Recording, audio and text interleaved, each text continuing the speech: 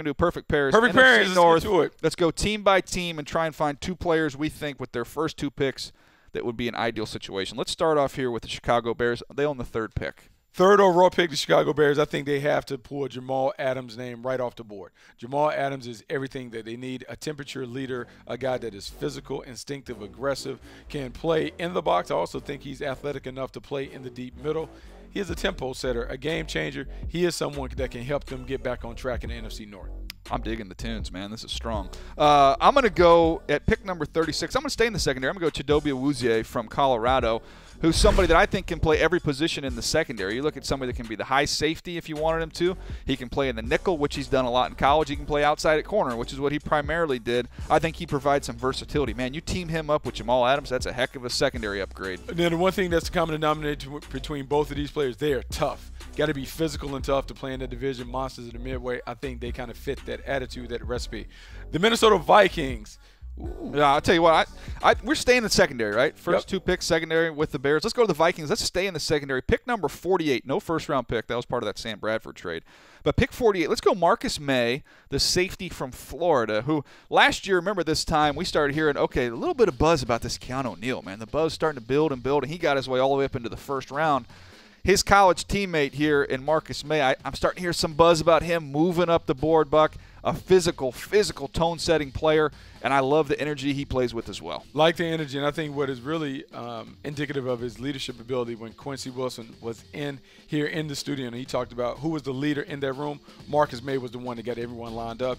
As a deep middle defender, you like him back there. I'm going to go in the 3rd round, and I'm going to say we need to shore up their offensive line. You're darn right you do. They have 4 starters that they're pretty good with. I still think they need a guard. How about Dorian Johnson from Pittsburgh? When I look at the tape, Mauler Brawler does a great job of moving people off the ball. When I think about the Minnesota Vikings, when they're at their best is when they have the ability to run the football when they want to, but still being able to protect. And as Sam Bradford takes over as the franchise quarterback, you want to make sure he doesn't see that heat inside.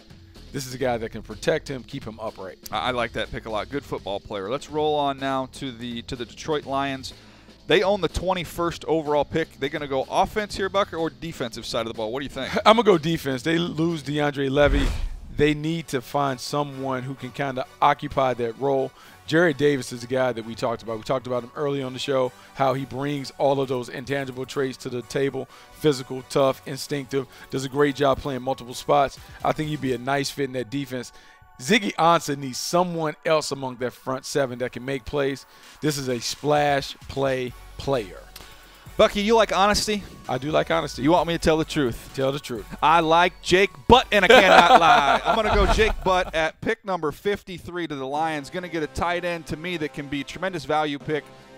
Looking at somebody I think would have been a really, really early second-round pick if he's healthy, coming off that knee injury in the Orange Bowl. But Bucky had a chance to watch him in his rehab. I think he's ahead of schedule. I think he could be ready for the start of the football season. A nice combo tight end, can block and also help you in the passing game. I think this has a little precedent. If you think about Bob Quinn coming over from New England, they took Rob Gronkowski when he sat out an entire year with a back injury. We've seen Gronk turn out to be one of the best players at that position. Maybe Jake Butt can be a similar tight end in terms of being a dominant player at that position. Tight end in the middle, and he can block for a back. I could do the whole song. Sir Mix-a-Lot over here trying to get it in. I could do the whole song. The guys behind the glass give me a fake laugh. All right, here we go. Green Bay Packers. Green Bay Packers, pick number 29. Let's go to the secondary here, Bucky, and let's go get a big physical corner from the University of Washington in Kevin King. You talk about somebody that's helped himself throughout the process.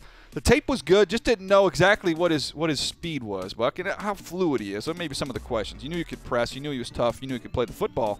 Goes to the combine and rolls. Big time 40 time he posted. Has a phenomenal field workout. Looks fluid and smooth. I think he went from mid-second round to really landing right in the middle portion of this first round. Really helped himself. When I talked to people in the process that went up and made the visit to UW, they talked about his ability to just understand what he's supposed to do and to make plays that he's asked to make. Solid overall player.